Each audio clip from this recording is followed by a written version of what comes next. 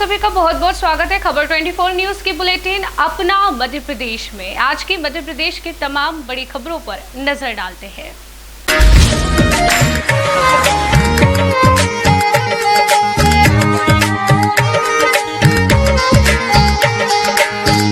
मध्य प्रदेश के यूनिवर्सिटियों में शिक्षकों की भारी कमी सामने आई है। सरकार ने विधानसभा में स्वीकार किया है कि प्रदेश की 17 यूनिवर्सिटियों में से 5 यूनिवर्सिटियों में एक भी असिस्टेंट प्रोफेसर नहीं है। कुल 1069 स्वीकृत पदों में से 793 खाली है, यानी करीब 74 शिक्षकों की कमी। इतना ही नहीं, 93 ऐसे विषय हैं जिन्हें पढ़ाने के लिए एक भी प्रोफेसर मौजूद नहीं है। सबसे खराब स्थिति शहीद भगत सिंह यूनिवर्सिटी रीवा एवं डॉक्टर हरि सिंह गौर यूनिवर्सिटी की है, जहां कई विभाग पूरी तरह से शिक्षकों से खाली है। छात्रों की शिक्षा गुणवत्ता और परीक्षाओं की तैयारी पर इसका सीधा असर हो रहा है। यूनिवर्सिटियों में पद खाली होने के बावजूद नियमित भर्ती नहीं हो रही है। कुछ जगहों पर अतिथि विद्वानों के भरोसे क्लासेज चल रही हैं। स्कूलों के जर्जर भवनों पर चला शिक्षा विभाग का हंटर। जी हां, लगातार स्कूल भवन गिरने की घटनाओं के बाद आखिरकार लोक शिक्षण संचालनालय ने बड़ा कदम उठाया है।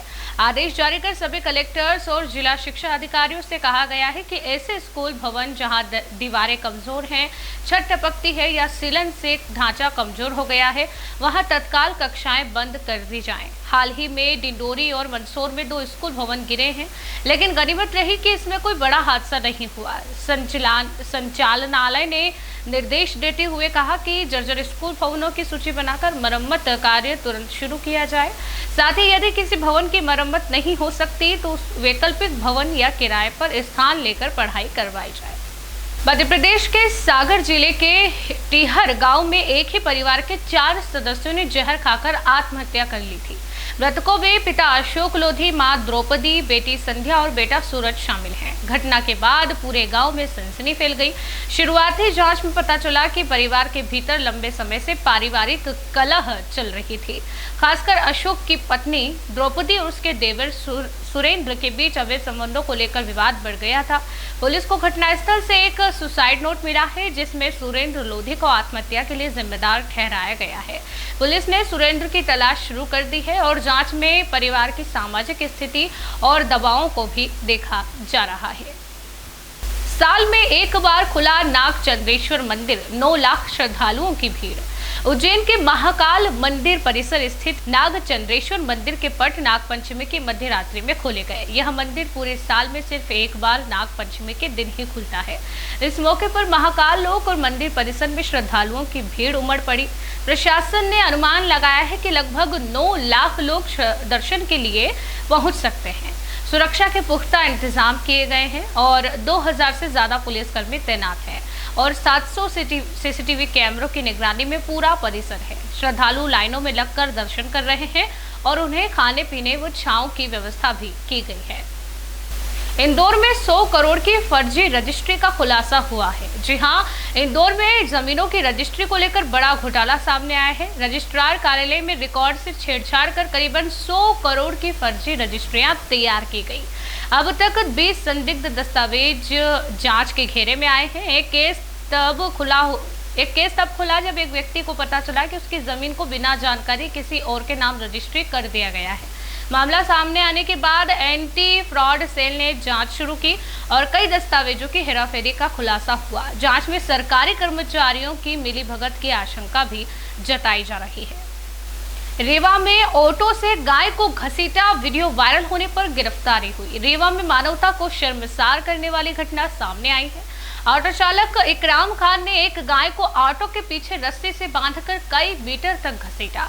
वीडियो वायरल होते ही लोगों में आक्रोश फैल गया। पुलिस ने पशु क्रूरता अधिनियम और गोवंश संरक्षण कानून के तहत मामला दर्ज किया और आरोपी को गिरफ्तार कर लिया गया है। गाय की हालत गंभीर है और पशु चिकित्सकों की निगरानी में उसका इलाज चल रहा है।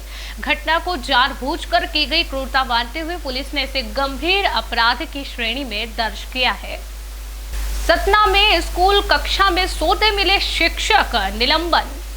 मध्य प्रदेश के सतना जिले के एक सरकारी स्कूल में शिक्षकों की लापरवाही कैमरे में कैद हुई। 2 शिक्षक क्लास के दौरान टेबल पर पैर रखकर गहरी नींद में सोते नजर आए। बच्चों को पढ़ाने के बजाय खुद आराम फरमा रहे थे। वीडियो सोशल मीडिया पर वायरल हुआ, जिसके बाद जिला शिक्षा अधिकारी ने तत्काल एक्शन लिया और दोनों शिक्षकों को निलंबित कर दिया गया है। इन्हें विकासखंड शिक्षा कार्यालय में अटैच किया गया है। यह घटना शिक्षा व्यवस्था में अनुशासन की कमी को कहीं न कहीं उजागर करती नजर आ रही है।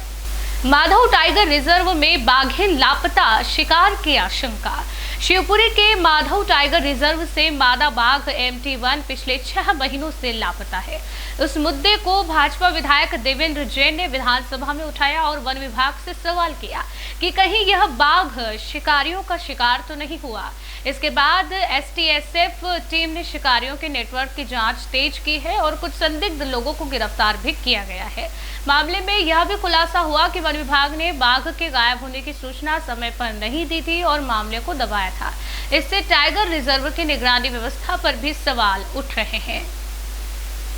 दमोह में रिटायर्ड शिक्षक अब भी कर रहे हैं विद्यादान। जी हां, दमोह जिले के शिक्षक सुरेंद्र अग्रवाल शिक्षा के सच्चे सेवक बनकर सामने आए हैं। रिटायर होने के बाद भी वे रोजाना 5 किलोमीटर पैदल चलकर सरकारी स्कूल पहुंचते हैं और संस्कृत की क्लास मुफ्त में पढ़ाते हैं। उन्होंने अपने सेवाकाल के दौरान वेतन से एक क्लासरूम भी बनवाया, जिसे उन्होंने अपनी मां के नाम समर्पित किया है। उनके इस समर्पण भाव को देखकर शिक्षा विभाग और ग्रामीणों ने भी उन्हें सम्मानित किया है। सुरेंद्र अग्रवाल का कहना है कि सेवानिवृत्ति काम से नहीं, जिम्मेदारी से होती है। बुरहानपुर में डस्ट में दबकर 2 बच्चों की मौत। जहां बुरहानपुर में एक दर्दनाक हादसा हुआ है। निर्माणाधीन हाईवे पर खड़े डंपर से अचानक डस्ट गिर गई और खेलते हुए 2 बच्चे उसके नीचे दब गए। मृतक बच्चे मजदूरों के थे जो साइट पर रह रहे थे। जब बच्चों के माता पिता ने डस्ट में बच्चों के खिलौने देखे तो खुदाई करवाई और बच्चों के शव मिले। पुलिस ने डंपर चालक के खिलाफ लापरवाही और गैर इरादतन हत्या का मामला दर्ज किया है। आरोपी फरार है और उसकी तलाश की जा रही है। आज के अपना मध्य प्रदेश बुलेटिन में फिलहाल के लिए इतना ही।